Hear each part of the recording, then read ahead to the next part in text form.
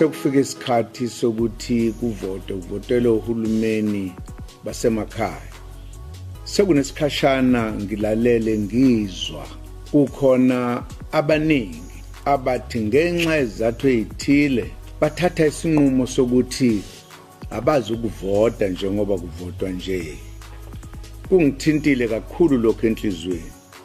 Ngafisa ukuthi ke ngizwakalise elami ilaka ngokucela laba basho njalo ukuthi asukumeni sonke sivotele ikakhulukazi lo mbutho owaletha inkululeko iANC. Kubalulekile ukuthi lokho sikwenze. Mhlawumbe nami nje kuningi ongangenelisi kodwa ngizovota.